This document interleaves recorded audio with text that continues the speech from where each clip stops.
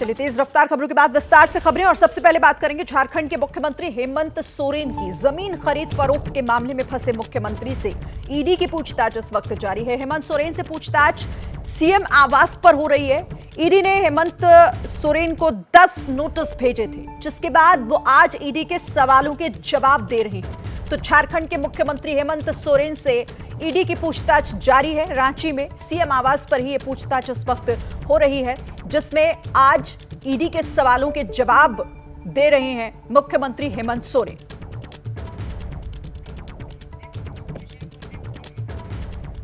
तो रांची में ये पूछताछ हो रही है सीएम आवास पर ही। पहले 10 नोटिस भेजे गए थे हेमंत सोरेन को, जिसके बाद आज सवालों का जवाब दे रहे हैं। और सीधे हम रुख कर लेते हैं, हमारे साथ ग्राउंड पर 2 सहयोगी इस वक्त जुड़े हुए हैं, अभिषेक उपाध्याय और साथ ही दीपक रावत हमारे साथ हैं। अभिषेक का रुख पहले करते हैं। अभिषेक, ताजा अपडेट, क्या पूछताछ जारी है, क्या कुछ निकलकर सामने आ रहा है? देखिए, बिल्कुल पूछताछ जारी है और जो पूछताछ है ये बेसिकली जो भूमि घोटाला है उसको लेकर के है। हालांकि भूमि घोटाला, खनन घोटाला और कोयला जो कोल माइनिंग है, इससे जुड़े हुए मामले हैं। और जो आप अभी जिक्र कर रही थी 10 बार का सम्मान, इसके पहले 20 जनवरी को पूछताछ हुई है। तो बहुत सारे सवाल हैं जिनके कि ईडी को जवाब नहीं मिले। और इस बीच में देखिए यहाँ जो डिप्लॉयमेंट है वो ये दिखा रहा है कि सिचुएशन जो है यहाँ पर वो कितनी सेंसिटिव है। यहाँ पर जो जैप है, यानी कि जो झारखंड का सशस्त्र बल है, और जगुआर जो कि एंटी नक्सल फोर्स है, उनके भी जवान यहाँ पर तैनात कर दिए गए हैं, जैप और जगुआर के। और ये मूवमेंट लगातार हम यहाँ पर देख रहे हैं। इसकी वजह ये है कि भीतर की जो सिचुएशन है, अभी क्या होगा इस पूछताछ के बाद, जरूरत पड़ने पे ईडी अगर गिरफ्तार करती है इनकेस, जिसकी संभावना जताई जा रही है, तो यहाँ की सिचुएशन जो है कानून व्यवस्था की, उसको भी देखना होगा। इसीलिए यहाँ पर लगातार देखिए, हमको ये आपको मैं सामने से दिखा रहा हूँ, ये लगातार हमको ये जैप और जगुआर जो यहाँ के विशेष सुरक्षा बल हैं, उनका मूवमेंट यहाँ पर लगातार हमको दिख रहा है। और ये सामने जो गेट है, देखिए अभी ये गेट खुला हुआ है, सुरक्षा कर्मियों का अंदर जारी है। तो फिलहाल ये पूछताछ चल रही है और बहुत कुछ डिपेंड करेगा कि ईडी का एक्शन क्या होता है पूछताछ समाप्त होने पर। जी, जाहिर है ईडी के एक्शन से इसका आगे क्या रिएक्शन होगा झारखंड में, ये बहुत कुछ उस पर डिपेंड करता है। आप रहिए हमारे साथ। दीपक रावत भी इस पूछताछ पर लगातार अपनी नजर बनाए हुए हैं। दीपक, इस वक्त ईडी के अधिकारियों के सामने हेमंत सोरेन सवालों का जवाब दे रहे होंगे, कोई जानकारी नहीं, कोई ताजा अपडेट आपके पास?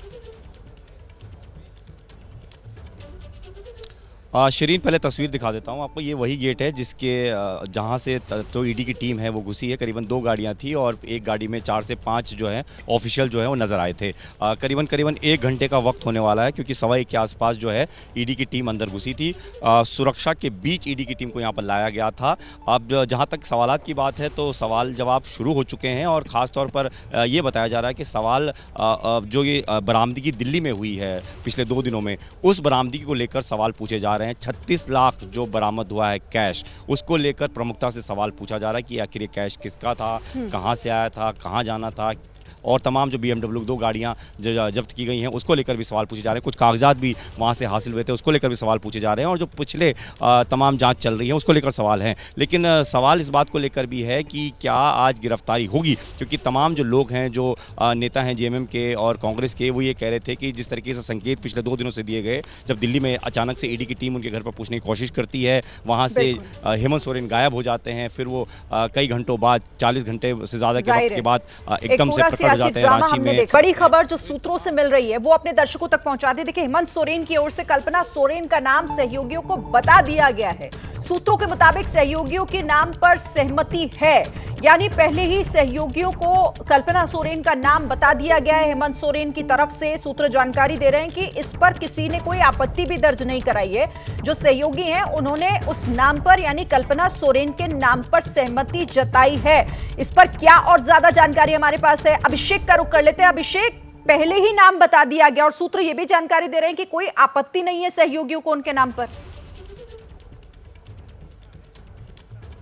बिल्कुल शिरीन, देखिए ये सीएम आवास है जो अभी आप जो देख रही हैं फ्रेम में, यहीं पर बैठक हुई है। और कल जो रात में बैठक चली है उसमें ये बात रखी गई है सहयोगियों के सामने। हालांकि इस बात की जानकारी उनको पहले भी दी गई थी, लेकिन उसमें कोई, जैसे मैंने पहले भी कहा, उसमें ऐसी कोई अर्जेंसी नहीं थी। लेकिन कल जो जानकारी दी गई है उसमें एक स्टेट ऑफ अर्जेंसी के साथ दी गई है कि इनकेस ऐसा होता है, इनकेस ये अरेस्ट हो जाती है, तो प्लान बी कल्पना सोरेन होंगी। और सहयोगियों ने इस पर ये कहा कहा कि हेमंत सोरेन जो डिसाइड करेंगे उस पर वो पूरी तरह से सहमत है, उन्हें उस पर कोई एतराज नहीं है। और कल्पना सोरेन, बड़ी बात यह कि दोपहर में मीटिंग में भी मौजूद थी, हालांकि वो विधायक नहीं, लेकिन उनकी यहाँ मौजूदगी इस बात का सबूत थी कि कल जो जानकारी शेयर की गई सहयोगियों के साथ में वो उसके सेंटर पॉइंट में थी, किसी को कोई एतराज भी नहीं। तो आप ये मान लीजिए कि प्लान बी वही है।